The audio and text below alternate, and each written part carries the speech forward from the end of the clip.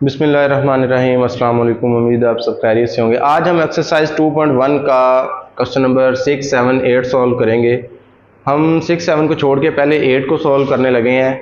वो क्यों सॉल्व करने लगे हैं? ताकि आपकी जर्नल टर्म के बारे में थोड़ी अंडरस्टैंडिंग हो जाए, उसकी हो ना हो जाए, उससे हमें ये पता चल सके कि जर्नल टर्म होती क्या है, इसका फंक्शन क्या है, इससे हम क्या कर सकते हैं। तो क्वेश्चन नंबर 8 है हमारे पास। कहता है the general term of the number sequence are given. कहता है कि किसी सीक्वेंस की जो जर्नल टर्म है वो हमें गिवन है। आपने क्या करना है, list the first 4 terms of the sequence. पहली 4 टर्म्स, पहली जो फर्स्ट 4 टर्म्स हैं हमने उनको लिस्ट करना है, मीन्स के उनको निकाल के देना है उस सीक्वेंस की पहली 4 टर्म्स को। तो जनरल टर्म होती क्या है? जनरल टर्म इनफैक्ट एक फार्मूला होता है, एक मैथमेटिकल फॉर्म के अंदर एक रूल ऑफ पैटर्न होता है जिसको यूज़ करते हुए हम किसी भी सीक्वेंस की पहली 4 टर्म्स, पहली 5 टर्म, पूरे का पूरा सीक्वेंस निकाल सकते हैं। इवन कि अगर हमें वो सिर्फ ये बता दे कि ये जनरल टर्म है और आप इससे 15th टर्म निकालें, 50th टर्म निकालें, कोई भी टर्म हमें निकालने को बोल दे, हम उस फॉर्मूले की हेल्प से वो टर्म निकाल सकते हैं। जैसे क्वेश्चन नंबर 8 का फर्स्ट पार्ट है an = 3n+5। ये एक जनरल फार्मूला दे दिया है। n मीन्स के n की जगह पे अगर हम 1 पुट करेंगे तो a1 बन जाएगा। a1 क्या होती है? फर्स्ट टर्म होती है।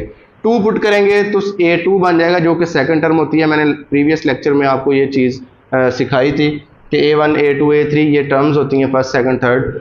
अब n की जगह पे जितने भी वैल्यू हम पुट करते जाएंगे, कभी भी n की जगह पे 0 पुट नहीं करेंगे क्योंकि 0th टर्म कोई नहीं होती, फर्स्ट, सेकंड, थर्ड टर्म्स होती हैं। तो इससे वो कह रहा है कि फर्स्ट 4 टर्म्स हमने निकाल के देनी है। तो हम क्या करेंगे, n की जगह पे 1 पुट करेंगे जिससे हमें क्या मिलेगा, a1। n की जगह पे 1 आ गया। इधर भी क्या करना है आपने, n की जगह पे 1 लिख देना है और +5। इसको सॉल्व करेंगे तो फर्स्ट टर्म की वैल्यू हमारे पास निकलेगी। 3 को 1 से मल्टीप्लाई किया, 3 1 ज़ा 3, 3 में +5 करेंगे तो 5 + 3 8 आंसर आ गया। a1 निकल आया हमारे पास 8। ये है फर्स्ट टर्म। अब हमने निकालनी है सेकंड टर्म। सेकंड टर्म निकालने के लिए n को क्या पुट करना है हमने, 2। इसी जनरल टर्म के अंदर वैल्यूज पुट करते जाना है, n को 1 2 3। अब n की जगह पे जब 2 पुट करेंगे तो इधर आ जाएगा a2। n की जगह पे 2 आ गया। अब इक्वल टू 3 इंटू n की जगह पे अब 2 लिखा हमने +5। तो इसको सॉल्व करने से क्या आंसर आया, 3 2 ज़ा 6, 6 में 5 ऐड करेंगे तो हमारे पास क्या आंसर आया, 11। अब n की जगह पे आप 3 पुट करें, n में 3 पुट किया तो a3 निकल आया हमारे पास, और n की जगह पे हम इधर भी 3 लिख देंगे +5। 3 3 ज़ा 9, 9 में 5 ऐड करेंगे तो 14 बन जाएंगे। तो यहाँ पे जो थर्ड टर्म हमारे पास निकल आई वो 14 है। अब n की जगह पे हमने क्या पुट करना है, 4। जब n की जगह पे 4 पुट करेंगे तो यहाँ पे हमारे पास आएगा a4 और 3 इंटू 4 + 5। इसको सॉल्व करें, 3 4 ज़ा 12, 12 में 5 ऐड करेंगे तो 17। तो फर्स्ट 4 टर्म्स हमने निकाल ली। तो स्टूडेंट्स यहाँ पे एक चीज़ आपने गौर करनी है कि हम कर क्या रहे हैं। 3 इंटू 1 + 5, 3 इंटू 2 + 5, ये 5 5 5, ये क्या है, सेम आ रहा है सब में। इसी तरह 3 3 3 3, ये भी सब में सेम आ रहा है। चेंजिंग कहाँ पे आ रही है, n की जगह पे 1 2 3 4। अब हम इसको जितना आगे चाहें इसको आगे लेके जा सकते हैं, 5 6 7 अप टू so on, जितनी टर्म्स भी निकालना चाहें। अभी उसने सिर्फ 4 टर्म्स का पूछा है तो हमने इसको 4 तक ला के छोड़ देना है। और आगे इसके डॉट्स लगाने का मतलब ये है कि ये सीक्वेंस अभी रुका नहीं है। n की वैल्यूज जितनी पुट करते जाएंगे ये सीक्वेंस हमें मजीद वैल्यूज देता जाएगा। तो अब इसको सीक्वेंस की फॉर्म में हम लिख देंगे जो वैल्यूज हमने निकाली हैं। a1 की वैल्यू है 8, आपने यहाँ पे लिख देना 8। नेक्स्ट टर्म क्या है, 11। सेकंड टर्म हमारे पास 11 थी। थर्ड टर्म हमारे पास 14 है और फोर्थ टर्म हमारे पास 17 है। आपने आगे डॉट्स लगा देने। ये हमारा क्या है, आंसर है। ये हमारा रिक्वायर्ड सीक्वेंस निकला है। नेक्स्ट हम पार्ट नंबर 3 करने लगे हैं। पार्ट नंबर 2 और 4 का सोल्यूशन इसके बाद मैं आपको व्हाइट बोर्ड के ऊपर प्रोवाइड कर दूंगा, आप वो नोट कर लें, इजीली अंडरस्टैंड कर सकते हैं उम्मीद है आप। तो ये पार्ट नंबर 3, इसमें हमें जो nth टर्म दी है वो है 5n² + 1। इससे हमने क्या करना है, फर्स्ट 4 टर्म्स निकालनी है। तो first 4 terms mean a1 a2 a3 और a4 निकालना है। an की जगह पे a1 चाहिए। अब जब a1 चाहिए तो n को क्या पुट करना है, हमने 1 पुट करना है। जब n को 1 पुट करेंगे तो n की जगह पे यहाँ पे आ गया 1, इधर 5 का 5, n की जगह पे क्या आ जाएगा 1, और n के ऊपर स्क्वायर है, इसके ऊपर भी हम स्क्वायर लगा देंगे +1। अब इसको सोल्व करें, 1 का स्क्वायर क्या होता है, 1 को 1 से मल्टीप्लाई करें, 1 आंसर आया, 5 1 जार 5, 5 में 1 ऐड किए तो 6 हमारा आंसर आ गया। ये A1 फर्स्ट टर्म निकल आई, हमने 4 टर्म्स निकालनी है। तो सेकंड टर्म को A2 बोलते हैं। A2 चाहिए तो n की जगह पे हम क्या पुट करेंगे 2। अब यहाँ पे आ गया A2, A के साथ n की जगह पे 2 आ गया, इज इक्वल टू 5, n की जगह पे आप 2 पुट कर रहे हैं हम, तो 2 का स्क्वायर आ जाएगा, n का स्क्वायर है तो 2 का स्क्वायर आ गया, अब आ गया +1। इसको सॉल्व करें, 2 का स्क्वायर कितना होता है 4, 4 को 5 से मल्टीप्लाई कर दें, या मैं ऐसे लिख देता हूँ 2 का स्क्वायर यहाँ पे आ गया 4 +1। आगे इसको सोल्व कर लें, 5 4 20, 20 में 1 ऐड किए तो 21 हमारे पास आंसर आ गया। अब थर्ड टर्म निकालनी है तो n इज इक्वल टू 3 मालूम करना है, A3 मालूम करना है, तो हमने क्या करना है n की जगह पे 3 पुट करना है। n की जगह पे 3 पुट करेंगे तो A3 निकल आएगा यहाँ से, और 5 n की जगह पे 3 और इसका स्क्वायर आया +1, 3 का स्क्वायर 9। अब 5 को हमने किससे मल्टीप्लाई करना है 9 से, उसमें ऐड कर देना है 1, 5 9 जार 45, 45 में 1 ऐड किया तो 46 आ गई थर्ड टर्म। हमने फोर्थ टर्म निकालने के लिए n को आप पुट कर देना है 4।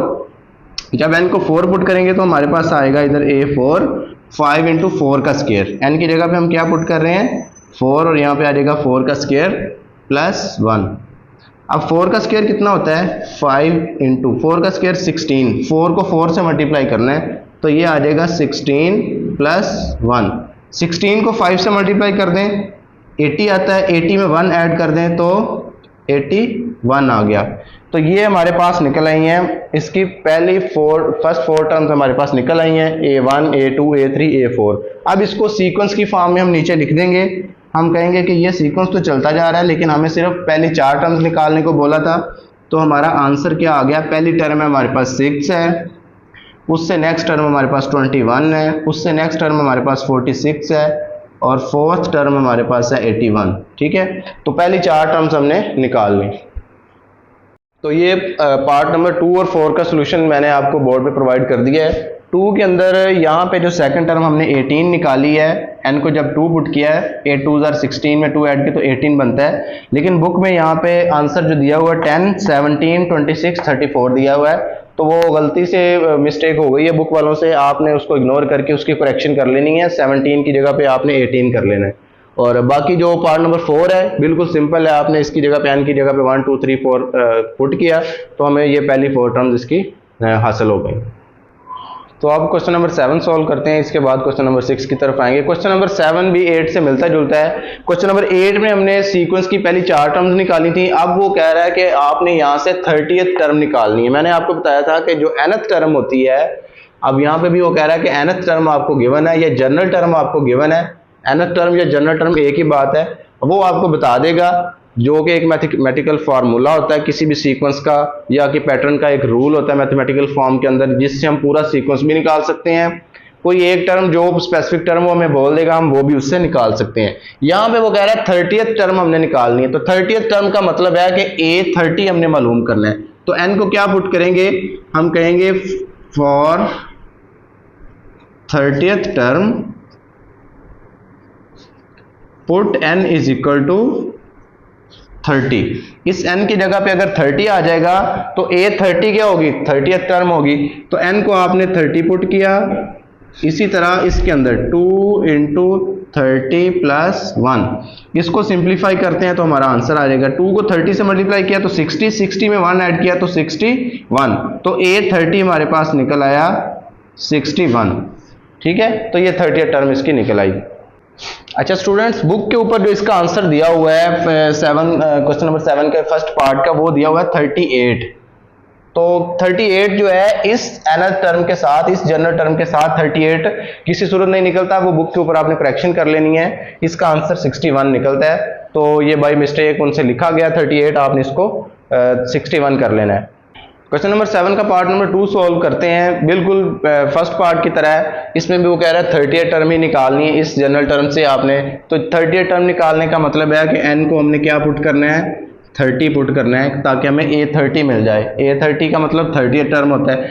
तो यहाँ पे जब n को 30 पुट किया हमने तो A30 आ गया हमारे पास 3 इंटू n की जगह पे क्या पुट किया हमने 30 प्लस 4। इसको सिंप्लीफाई करेंगे तो 3 3 जार 9, साथ में एक 0 है तो यहाँ पे आ गया 0, यानी कि 30 को 3 से मल्टीप्लाई किया तो 90 आ गया, साथ में 4 ऐड किए तो हमारे पास आंसर आ गया 94। तो A30 हमारे पास 30 टर्म क्या निकल आई 94। पार्ट नंबर 4 सॉल्व करते हैं। इसके अंदर भी हमने 30 टर्म निकालनी है। तो 30 टर्म के लिए हम क्या पुट करेंगे, n को 30 पुट करेंगे तो A30 हमारे पास आ जाएगा 3/2 इंटू 30 प्लस 1। इसको सिंप्लीफाई करें, 3/30 को 2 से मल्टीप्लाई किया तो 60 में 1 ऐड किया तो 61। तो 3/61 को हम मजीद सिंप्लीफाई नहीं कर सकते तो इसका आंसर आ जाएगा 3/61। अच्छा, बुक के अंदर इसका आंसर कुछ और दिया हुआ है, उसकी भी करेक्शन आपने कर लेनी है। ये फर्स्ट टाइम अभी प्रिंट हुई हैं बुक्स, तो इसके अंदर काफ़ी मिस्टेक्स होंगी। नेक्स्ट ईयर जब ये अपडेट करेंगे, इसको मॉडिफाई करके दोबारा भेजेंगे तो इंशाल्लाह ये मिस्टेक्स वो रिमूव करेंगे, आंसर करेक्ट करेंगे, या क्वेश्चन के अंदर कोई मिस्टेक्स होंगी तो वो ठीक करेंगे। तो इसका जो करेक्ट आंसर है वो 3/61 है, या आपने बुक के ऊपर करेक्ट कर लेना है, इसको नोट कर लेना है। क्वेश्चन नंबर 7 का पार्ट नंबर 3 मैंने सॉल्व नहीं किया, वो मैं भी इस बोर्ड पे सॉल्व करके उसका आपको सोल्यूशन प्रोवाइड कर देता हूँ, वो भी इनकी तरह है, उसको नोट कर लेना आपने। क्वेश्चन नंबर 6 सॉल्व करते हैं जी हम। क्वेश्चन नंबर 6 में वो कह रहा है कि जनरल टर्म आपने फाइंड करनी है, मालूम करनी है इस नंबर सीक्वेंस की जो कि आपको गिवन है। अब जनरल टर्म हमने क्वेश्चन नंबर 7 और 8 के अंदर देखी हैं, 4 पार्ट है उनके, 8 जनरल टर्म हमने देखी हैं, जो मैंने 2 उनमें से यहाँ पे लिखी भी हैं कि जनरल टर्म इस तरह की एक टर्म होती है, एक फार्मूला टाइप, जिसके अंदर हम n की वैल्यू को रिप्लेस करते जाते हैं 1 2 3। जैसे यहाँ पे 1 पुट करेंगे, 2 को 1 से मल्टीप्लाई करके 1 ऐड करेंगे तो कुछ आंसर आएगा, फिर n की जगह पे 2 पुट करेंगे, 2 को फिर 2 से मल्टीप्लाई करके 1 ऐड करेंगे। इसी तरह ये दूसरी एक मैंने वो जनरल टर्म लिखी है।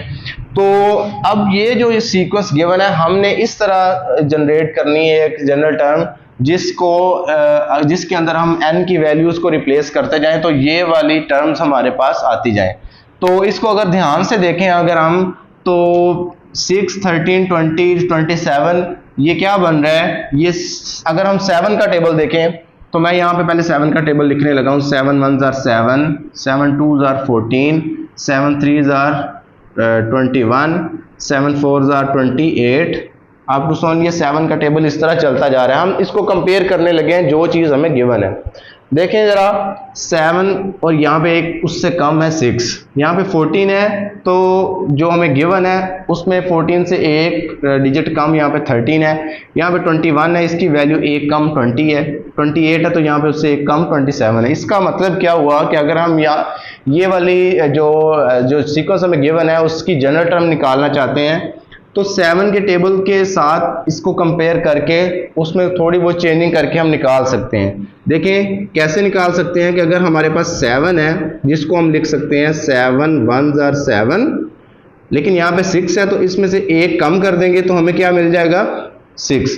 इसी तरह 14 है, मैं 14 की जगह पे क्या लिखने लगा हूँ, 7 को अब 2 से मल्टीप्लाई करूंगा तो 14 आ जाएगा, लेकिन यहाँ पे है 13, उसमें से मैं एक कम कर दूंगा तो 14 में से एक कम करेंगे तो हमें ये वाली टर्म 13 मिल जाएगी। अब 21 है, मैं 21 को लिखता हूँ 7 3 are 21, पहले मैंने 1 लिया फिर 7 2 are लिया, अब 7 3 are ले रहा हूँ, उसमें से एक कम कर दूंगा तो 7 3 are 21, 21 में से 1 माइनस किया तो 20 मिल गया। मीन्स के हम कर क्या रहे हैं, 7 का टेबल ले रहे हैं जिसके अंदर हम वैल्यूज को रिप्लेस कर रहे हैं उसके मल्टीपल के साथ। यहाँ पे 7 4 are लिया, उसमें से 1 माइनस किया तो हमें मिल गया 27। अब जनरल टर्म हम इस तरह तो नहीं लिखेंगे एरो लगा के और इस तरह रफ से, हम क्या करेंगे, हम जो गिवन टर्म्स हैं उनको इस फॉर्म में लिखेंगे। हम कहेंगे कि जो फर्स्ट टर्म हमें गिवन है A1 वो है 6, लेकिन हम 6 नहीं लिखेंगे, हम इसका जनरल फॉर्मूला एक जनरल टर्म इसकी डिराइव करने जा रहे हैं। तो हम यहाँ पे लिखेंगे 7 into 1 कि ये 7 से एक कम है, 7 1 are 7, 7 में से 1 माइनस किया तब ये 6 आया है। हम ये एक पैटर्न जनरेट कर रहे हैं। तो अब सेकंड टर्म जब लिखेंगे तो वो क्या लिखेंगे, अभी मैंने इससे पहले लिखा था कि 7 को जब 2 से मल्टीप्लाई करते हैं तो 14 आता है, लेकिन हमारे पास 13 है तो हम एक कम कर देंगे, उसमें से माइनस कर देंगे तो हमें 13 मिल जाएगा। इसी तरह A3 क्या होगा, फिर 7 को 3 से मल्टीप्लाई करेंगे 21 आएगा, 21 में से 1 माइनस कर देंगे तो हमें क्या मिल जाएगा 20। A4 क्या होगा हमारे पास, वो होगा 7 को 4 से मल्टीप्लाई करेंगे 28 आता है, 28 में से 1 माइनस करेंगे तो हमें क्या मिलेगा 27। अब इसी तरह इससे नेक्स्ट टर्म अगर हम निकालना चाहते भी हैं, जो कि जरूरत नहीं है निकालने की, हमें n टर्म निकालने का क्या है, लेकिन हम देखना चाहते हैं कि इससे नेक्स्ट टर्म क्या आएगी। 7 को 5 से मल्टीप्लाई किया 35 आया, उसमें से एक कम किया तो उससे नेक्स्ट टर्म होगी 34। तो ये एक सीक्वेंस चलता आ रहा है। अब यहाँ पे जनरल टर्म के लिए हम क्या करेंगे, आप इस दरमियान वाले पैटर्न को, इस रूल को देखें जिसके मुताबिक हम क्या कर रहे हैं, एक जनरल टर्म ड्राइव करने जा रहे हैं कि 7 को 1 से मल्टीप्लाई कर रहे हैं, एक कम कर रहे हैं। ये चीज़ भी कांस्टेंट है, सब में सेम आ रही है, 7 भी सब में जो चेंजिंग के बगैर आ रहा है, सेम आ रहा है। तो चेंजिंग कहाँ पे आ रही है, मल्टीप्लाई जिससे कर रहे हैं हम 1 2 3 4 5 अप टू सो ऑन। तो हम जनरल टर्म क्या लिख सकते हैं, हम कह सकते हैं कि ये टर्म चलती चलती अगर इसकी n टर्म लिखना चाहें, वो an क्या होगा, 7 को यहाँ पे 5 था तो यहाँ पे 5 से मल्टीप्लाई किया, 4 है तो 4 से, 3 है तो 3 से। अगर यहाँ पे n लिखना चाहें तो 7 को किससे मल्टीप्लाई करेंगे, n से, और उसमें से एक कम कर देंगे तो वो इसकी जनरल टर्म बन जाएगी। इसकी जो भी वैल्यू निकलेगी, अब n की जगह पे हम कोई भी नंबर रिप्लेस करेंगे, वो वाली टर्म इसकी निकल आएगी। तो an जो हमारे पास निकली, इसकी जनरल टर्म वो निकल आई 7n। 7 को हमने ये ब्रैकेट रिमूव करके ऐसे लिख दिया ताकि जनरल टर्म जो है वो थोड़ा क्लियर नजर आए। तो जनरल टर्म इसकी निकल आई हमारे पास an = 7n-1। अच्छा जी, क्वेश्चन नंबर 6 का जो सेकंड पार्ट है उसमें दिया हुआ है हमें 5 7 9 11, जिसकी हमने जनरल टर्म निकालनी है। इसको कंपेयर करने के लिए हम ले रहे हैं 2 का टेबल। 2 के टेबल से मुराद ये कि 2 1 क्या होता है 2, लेकिन यहाँ पे 5 है, उससे 3 यूनिट ज्यादा है तो हम इसमें 3 अगर ऐड कर देंगे, 2 1 2 आता है हमारे पास, हमने उसमें क्या ऐड किया, ये +3 कर दिया तो हमें 5 मिल जाता है। इसी तरह 2 को पहले 1 से मल्टीप्लाई किया, अब 2 को अगर हम 2 से मल्टीप्लाई करें तो 4 मिलता है, 4 में अगेन 3 ऐड करें तो हमें मिल जाएगा 7। इसी तरह 2 को अब 3 से अगर मल्टीप्लाई करते हैं तो 2 3 6, 6 में फिर हम 3 ऐड करें तो हमें 9 मिल जाता है। इसी तरह 2 को अगर 4 से मल्टीप्लाई करें 2 4 8, 8 में अगर 3 ऐड करें तो हमें नेक्स्ट टर्म 11 मिल जाती है। ठीक है, तो इसको अगर हम थोड़ा मैथमेटिकल फॉर्म के अंदर इसको तरतीब से लिखना चाहें तो ऐसे लिखेंगे। हम क्या करेंगे, हम कहेंगे कि जो फर्स्ट टर्म है A1 है हमें गिवन, वो है हमारे पास 5, लेकिन उसको हमने 2 के मल्टीपल में ला के लिखना है। जिस तरह की जनरल टर्म्स हमने पीछे देखी हैं कि किसी नंबर के साथ पहले मल्टीप्लाई करते हैं। A1 है तो हम यहाँ पे लिखेंगे 1, 2 को 1 से मल्टीप्लाई किया, अब हमें चाहिए 5 तो हम यहाँ पे 3 और ऐड कर लेते हैं, 2 1 2, 2 + 3 कितना आ गया 5। अब नेक्स्ट टर्म निकालनी है A2 जो हमें गिवन है, लेकिन हमने उसको मैथमेटिकल फॉर्म में लेके आना है। तो क्या करेंगे, हम 2 आया तो इधर 2 लिखेंगे, 2 को 2 से मल्टीप्लाई करेंगे, +3 कर देंगे। तो आप देखें जरा, 2 2 4, 4 में 3 ऐड किया तो जो गिवन टर्म है हमें 7 वो मिल गई। अब थर्ड टर्म निकालनी है तो 2 को हमने 3 से मल्टीप्लाई करना है, 3 है तो यहाँ पे हम 3 लेके आए ताकि इसको n की फॉर्म में लिख सकें बाद में। इसमें 3 ऐड कर दें, 2 3 6, 6 + 3 9। थर्ड टर्म जो हमें गिवन है उसको इस तरह लिख लिया हमने। फोर्थ टर्म हमें गिवन है 11, तो हम क्या करते हैं, 3 की जगह पे 4 है तो अभी यहाँ पे 4 लिखते हैं, 2 4 8, 8 में 3 ऐड करेंगे तो क्या आ गया 11। इसी तरह हम इससे नेक्स्ट टर्म भी निकाल सकते हैं कि अभी हमें एक पैटर्न का पता चल गया कि इस तरीके से आगे इसकी वैल्यूज निकल रही हैं। तो जनरल टर्म जब निकालनी है तो आप यहाँ पे देखें 1 था तो 2 को 1 से मल्टीप्लाई किया था और 3 ऐड किया था, ये 3 भी कांस्टेंट है, सेम चलते जा रहे हैं, 2 भी सेम है, जस्ट चेंजिंग कहाँ पे आ रही है, जिससे हम मल्टीप्लाई करने जा रहे हैं। तो an अगर हम nth टर्म निकालेंगे तो वो क्या आएगी, 2 को n से मल्टीप्लाई करेंगे और उसमें 3 ऐड कर देंगे तो ये एक जनरल टर्म बन गई। इससे आप इस सीक्वेंस की कोई भी टर्म निकाल सकते हैं, इससे नेक्स्ट टर्म्स भी निकाल सकते हैं, जो चाहे निकाल सकते हैं। तो इस सीक्वेंस की जो जनरल टर्म निकल आई वो क्या निकल आई, an = 2n + 3। क्वेश्चन नंबर 6 का पार्ट नंबर 3 है, इसमें हमें सीक्वेंस गिवन है 4 9 14 और 19। हमने क्या करना है, इसकी जनरल टर्म निकालनी है। जनरल टर्म की निकालने के लिए हम इसको लास्ट क्वेश्चन की तरह हम थोड़ा सा कंपेयर करके देख लेते हैं।